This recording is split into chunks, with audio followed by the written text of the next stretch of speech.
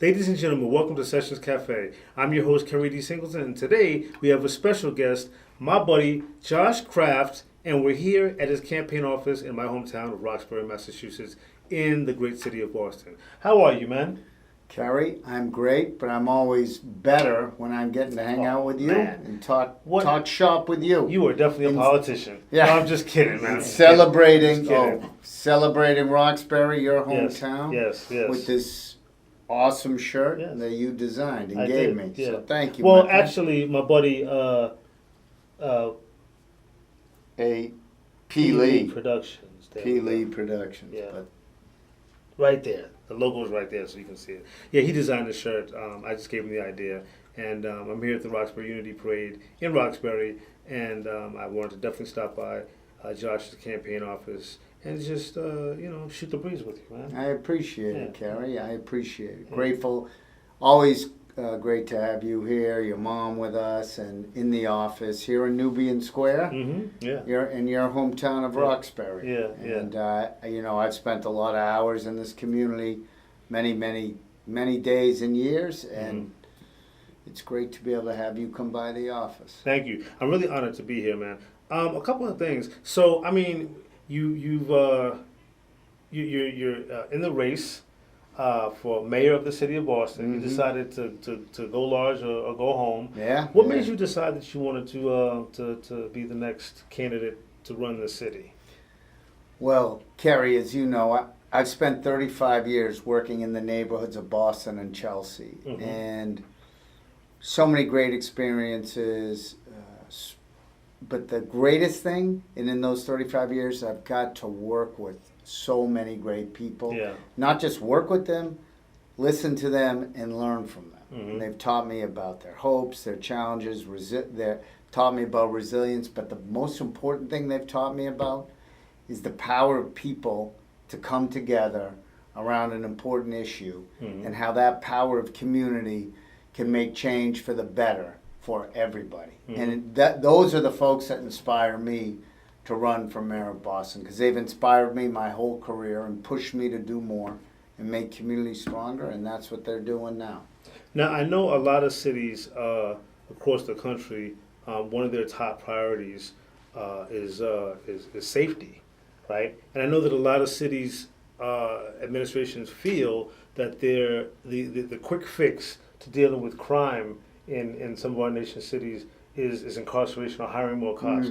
Now, you had a different approach, and this is one of the things that I really admired about you when I first met you a couple of years ago, is that you had a different approach to dealing with crime, which was to provide opportunities for formerly incarcerated people. Because at the end of the day, most people that are incarcerated, I don't think a lot of people understand, are coming home. Yes. And so I think it's really, really important that we, provide a place for them in society. And tell me about how you were creative in doing that way before this mayoral campaign. So, Kerry, first thing I'll say is, I think after the police department, the greatest tool we have to keep our city and streets safe is our reentry community. Yes, sir. Because they're passionate, they're committed, and they understand people that might be going through the same thing as them as young people. Right. They know how to communicate with them, talk to them, and they know how to keep things in check. And that's so important, because I've learned so much from the reentry community. And as you said, one of the things that I'm most proud of that myself and my family's been associated with was a program called Operation Exit. Right. Young adults coming out of prison that were gang involved or in there for violent crimes, they were funneled into union training programs. And what we found is 85+% stayed out of prison. Wow. And the great thing about these training programs is it wasn't just a job, it was people could get a career. And they could see every step they took, more money in their bank account. The ability to buy a home, the ability to provide for their kids. I know one young man was quoted actually in the New York Times. They did a story about the program, and he said, "Look, I can buy my kids' uniform for school. I can buy a car to get him to and from school, and I can get to job, and I'm going to get a house. And these are the things that might seem small for folks, but for folks looking to get their foothold back in community, back in society, these are powerful tools. And Operation Exit created that. Yeah, excellent, man. I'm glad that you were able to share that story. I don't think you're given an opportunity to talk about that particular project that you took on, and I just wanted to give you an opportunity to share that. Let's shift gears a moment. I never had the opportunity to meet this wonderful woman, but I've heard so many great things about her, including from my own mom. Talk to me about your mom. All right, Kerry, thank you. And do you know what's crazy? Today is the anniversary of her passing 14 years ago. So I'm glad. Thank you for asking that. Yeah. You know, my mother was one of those folks who didn't tell you what she was going to do. She just showed you. It wasn't about talk and fancy talk and slide decks. It was about action. And she instilled that in her kids. Especially, she instilled the value of community. You know, first with the Jewish concept of tikkun olam, repair the world. You don't have to finish the work, but that doesn't mean you can ignore the work and not do the work. Second, she used to say to us, you know, your worst day is most people's best day. So you made sure that targeted communities are protected and safe, but also have access to opportunity, because then you will build true equity and true community. My mother speaks very highly about your mom, as I just said. And one of the things that she says about your mother is that she was so extraordinarily generous. And I feel that you have definitely been blessed with that attribute.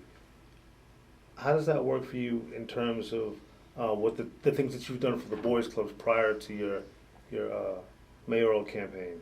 Yeah, and my mother was very generous, and to her was, again, that access to opportunity. You know, obviously support people, but it's not about giving them something tangible. It's giving them something that can help them achieve. And so you give them the first couple steps, and 6 months later they're sprinting. So, and that was the great thing about Boys and Girls Club. First of all, it was equal. And I think back, you know, every kid who walked in had access to the same opportunities as the kid they walked in there with. And I always think of our Charlestown Club. You know, at the holiday time, they'd have a big, you know, Christmas or a holiday celebration, and there'd be kids decorating cookies. One from the Bunker Hill housing development, the biggest housing development in New England, next to a kid whose parents own a $5 million townhouse that they paid for in cash. But they're doing the same thing. But that's the true essence of community and bringing people together. And at the Boys and Girls Club, I loved that, but then also providing that access to opportunity. It was access to educational support, whether it was homework support, how to make the steps to go to college, how to take the steps to go to vocational school, you know, post-high school vocational schools. You know, just creating pathways to opportunities that you don't just give, but you let the kids see how they can attain them with love and support. Right. I know something else that's extraordinarily important to you, and that you've been very, very helpful with me dealing with my fear of is cancer. And so I wanted to talk to you about the importance of men's health. So, as we talked about, I had prostate cancer. I had my prostate removed, and then 18 months later I had to be retreated with hormone therapy and radiation. But the way they found it was my PSA. So you got to get that PSA checked. And funny, mine didn't even have that. Wasn't that high a number. It was still at a low number, but my doctor said, you're still at a safe number, but the increases over the last 2 or 3 tests, you should address that. So we addressed it, and it was good because I had prostate cancer. So, you know, who knows? Back in the day, they might have said, you're fine, you're fine. And then it would have been, because prostate cancer, as we've talked about, is if you get it early, it's curable. if you get it later, you can live with it for a while, but eventually you're not going to stop it. And isn't it interesting, Josh, that there are certain things in our world that kind of neutralize all of us. One could say that music is something that we all love and experience, but so isn't, health woes. Mm-hmm. And I say all that to say that a person's wealth, a person's education level, a person's status in life, none of that protects them from getting sick or whatever. So what kind of advice would you give to men in terms of taking care of their health? What are some of the... It's just a priority. As we've talked about, Carrie, in our many discussions, health is wealth. Exactly. So you can't take it for granted, because once you don't have good health, nothing else matters. Right, exactly. Your jobs, your dating life, or what you have, the car you drive, or whatever. Mm-hmm. Once you don't have good health, none of that matters. Mm-hmm. So health is true wealth. And an ounce of prevention is worth a pound of cure. Mm. So just stay in front of it. Prevent, monitor, make sure you're always taking care of yourself. And that's the trick. And men shouldn't be afraid to ask questions, especially around prostate cancer and other men's health issues. Don't be afraid, because everybody goes through it. Right. Or will. Or will go through it. Yeah. What's some of the things that you're most proud of, including your daughter's musical aspirations? Oh, yeah. Well, my daughters, I'm so proud of both. My younger daughter works actually for a program that does education for people that are behind the wall. PD Green, yeah. So they do tutoring and high-set tutoring and GED tutoring. And she loves it. She worked directly with inmates, and now they've moved her to the fundraising side. Second, I shouldn't say inmates, that's the one. She worked directly with folks that were incarcerated. I apologize. Didn't mean to say that. And then the second is my other daughter. She's out in LA. She has a degree in music therapy, but she also performs around LA. When she's here in Boston, she performs around here. BeccaHannahMusic.com, and check her out. Okay. Who's your favorite sports team? The Patriots. I was just asking. Just asking. New England Patriots, but I love all Boston teams. Bruins, Celtics, Red Sox. Okay. Revolution to the soccer. Yeah, that's a soccer team. Yeah. What do you know about that soccer team? Are they connected? Yeah, they're connected. I know. And lastly, it could be a political piece of advice. It could be a personal piece of advice. It could be something that you want to share with other people. What are some things that you'd love to say to people that don't know you personally, that may never get an opportunity to meet you personally? What's some advice you'd like to give them? So I've tried to live my life by the things my mother, what I talked about my mother. Don't talk about what you're going to do, show people what you're going to do. And if you really want to learn or make a difference, you listen and learn from everyone. I don't care if they're a CEO of an international multi-billion-dollar company or someone struggling with substance use disorder.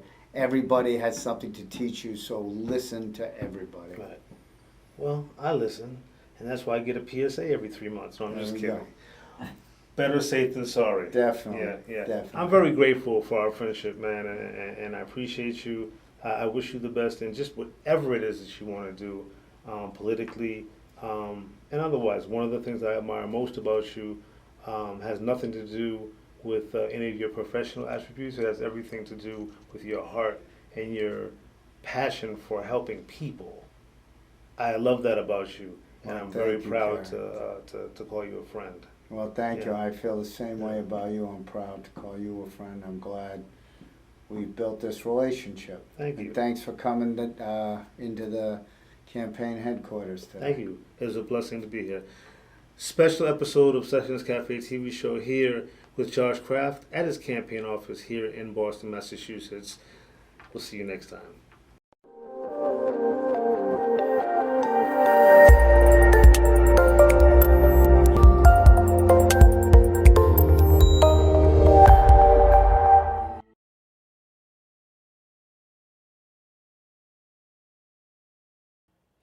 Ladies and gentlemen, welcome to Sessions Café.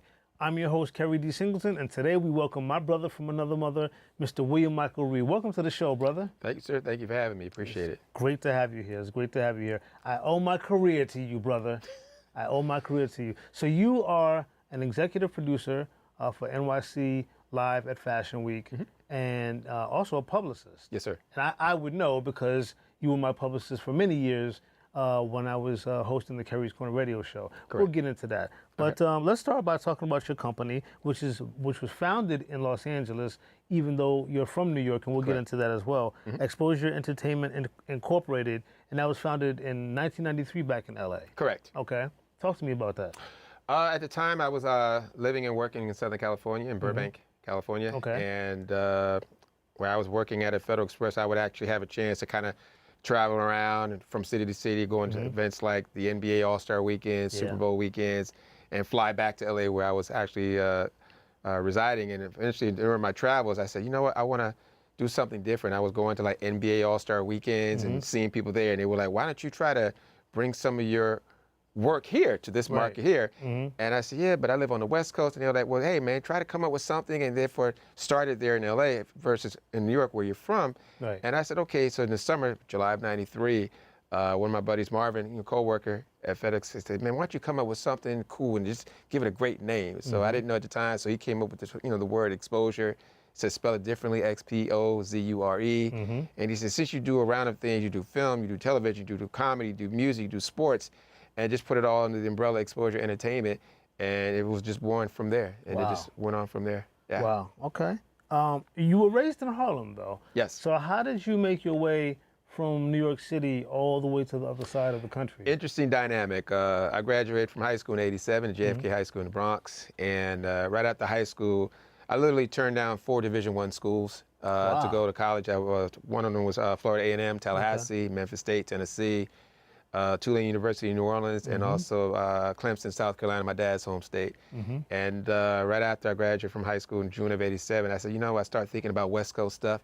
And my brother, who was a retired naval commander in San Diego, said, hey, man, come out here to the West Coast. Leave all those schools alone. Just come to LA. And I said, okay, fine. So in the spring and summer of '87, I turned all of them down. I just said no letters of intent. And I actually stayed out of school for a full year. Out of high school. How did your parents feel about that? My dad wasn't too happy. Yeah, He said, either you're going to go to work, you're going to get a job, or you're going Right. to go into service like, everybody else was. Right. So I stayed out. So from that summer, fall, and into the winter of '88, going into the beginning of '88, so the winter of actually '87 going to '88, I applied to 5 schools in California. I got accepted to 1. Wow. And when I got my letter of acceptance back in December of '87, I said, okay, I'm going to go out there next fall. So I ended up moving out there in September of '88, a week after my birthday, my 20th birthday. And that's when I said, okay, I wanted to kind of like see what life had to offer on the West Coast. Plus, I had my brother in San Diego. Right. But my parents weren't too happy. Right. But it was a different take. I mean, growing up in Harlem, and learning how things were done here and on the East Coast, I just wanted to try something new and different. Yeah. Plus, it was kind of like independence. Right. And Absolutely, of course. once I moved out there and I saw things that I had never seen growing up in New York City, I was just sold. Yeah. So I lived out there nearly 7 years until June of '95 when I moved back here to New York. Yeah. I know you have a passion for event planning. Yes. Lord knows you've given some lavish and well-attended anniversary parties for both of my novels, The Wanderer's Game, Yes. as well as Idle, when it was released in 2016. Where does your flair for planning events like that come from? I started out when I was a kid watching my dad put together bowling tournaments. My dad, bless his soul, was an avid bowler. Yeah. And as a child growing up in the '70s and therefore traveling around with my dad to various bowling alleys in the New York area, Pelham Park lanes, Gun Post lanes in the Bronx, ballpark lanes right across from Yankee Stadium. I used to watch, he was the president of a bowling league. Okay. And he would take myself and my sister out to his tournaments around the city, and also when he would actually travel, he said, son, sit here and watch. So I was always considered John Reed's son, following in his dad's footsteps, and they say, hey, Dad, show me. People just don't get it, man. It's not easy to put on an event. You always make it look easy. My mind goes back to the Wanderer's Game stage play party. So a couple years back, my first book, The Wanderer's Game, was created, was actually made into a Broadway stage play Yes. by our good friend Alve Alexander. Wonderful, wonderful sister, multi-talented. She took on my book project, created a stage play with a plethora of actors, and you were responsible for the pre-play release date party. Yes.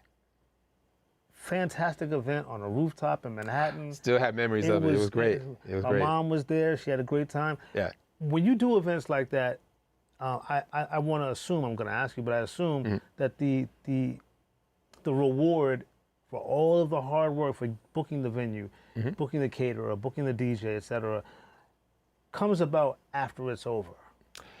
Execution. Execution. Putting an event together from concept to strategizing, day of, making sure everything is organized, everything is from the conception to execution is pretty much my focus.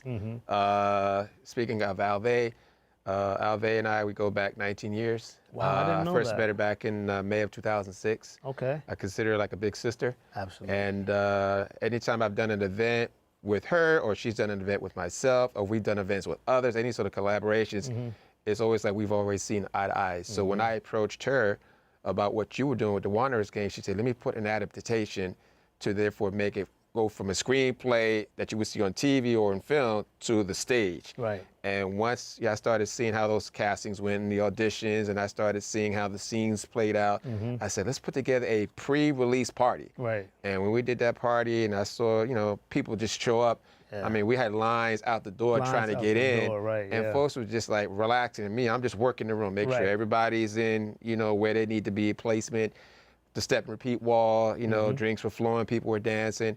And I just had the management of that particular venue say, hey, man, I didn't know it was going to be like this. Right, yeah. And it's, just, hey, it's all about, what you know, who you know, and how well they know you. Right. So I was happy to do for it. Your relationships are very key. Yeah.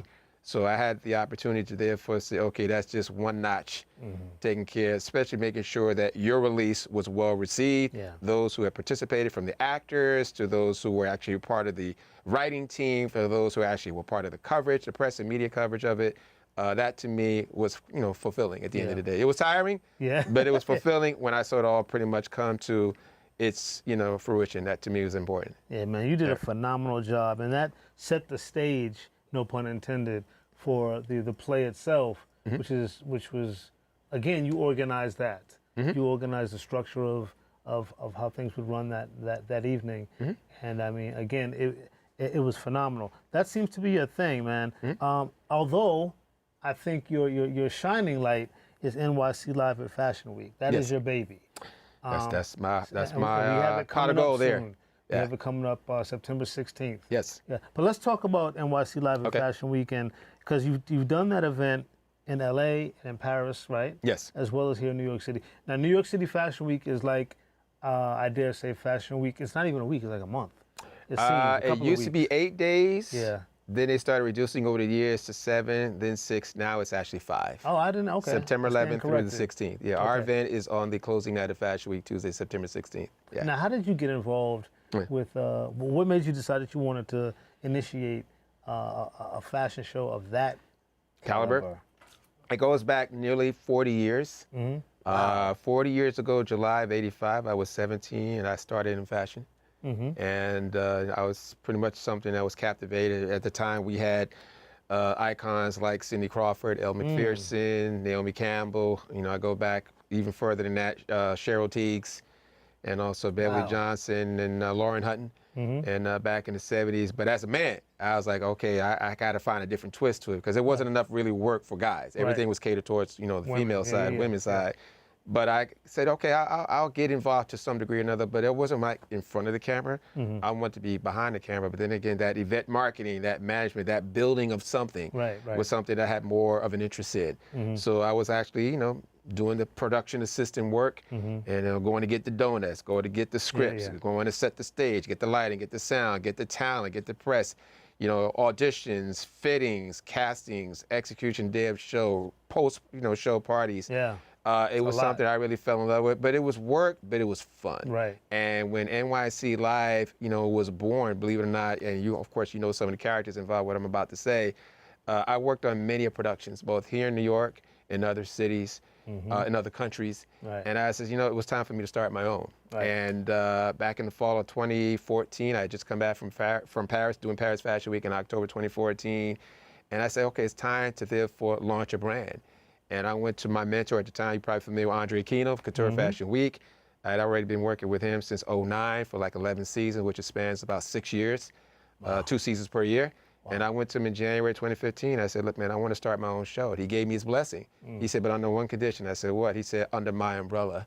So, you know, he said, okay, when do you want to do the date? And coincidentally, the NBA All-Star Weekend was next month in New York, February 2015. And I said, look, man, I need a night, I need a slot. And at the time, he was doing 3 days, 3 shows a day, 4, 6, and 8 p.m., Friday, Saturday, and Sunday. He gave me my slot, 8 o'clock. You were there on Friday evening, February 13th of 2015, and that was the launch. And we've been doing it 16 seasons. Well, we've done it 16 seasons over a 10-year span. Yeah, we missed a couple of seasons here or there because of pandemic. Right. But also, I had chosen at some point in the fall of 2023, I said, okay, let me hold off and expand and take NYC Live at Fashion Week abroad. Right. So at the beginning of calendar year 2024, I said, all right, y'all, we're going to therefore take NYC Live at Fashion Week, the brand, outside the United States. Right. And we chose to do the Summer Olympics in Paris last August.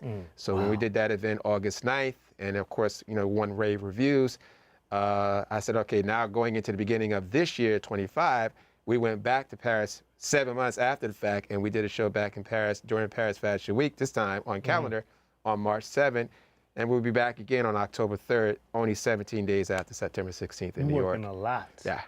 And I know DJ Unique. He's been there ever since 2006, both Paris as well as New York. Exactly. Yeah. You have a solid team. We got about a minute left, man. What can we look forward to on September 16th at NYC Live at Fashion Week? Well, September 16th holds a very unique place in my heart. My mom, who had passed away nearly 3 years ago in April of 2022, her 80th birthday is September 16th. And I had known about that date for quite a number of years, and I said, to honor her the right way, to close out Fashion Week, which we've been known for doing over the years, I wanted to come back after nearly 2-year absence in New York and do something on her birthday to commemorate it in the right way. So for me, that has a special place in my heart for September 16th, and I want to see everything done well. So I want to make sure everything from start to finish is in a manner for which is a dedication to her. Yeah. And speaking of execution, I won't settle for anything less. Absolutely. Yeah. Mom wouldn't hear of it. Correct. And Mom deserves it. Yeah. Before we roll out, what information do you have to give out to people who want to attend the event? Okay. Well, the event will be held at the Flatiron Studio, located at 50 West 17th Street. Our tickets went on sale back on July 14th. Right now we have about 33 days left. Okay. Between now and then. And how can we get tickets? Tickets, you could go to Eventbrite. The event is called NYC Live at Fashion Week Spring Summer 2026. Okay. Or you can go to my website. We have a website called www.nyclive@fashionweek.com. Okay. Yeah. I'll be there. I can't wait to see the fashion family. And I appreciate you for being on the show, brother. Very welcome. Thank you. Always welcome to come back. Thank you for having me, brother. Thank you. Appreciate it. We'll see you next time.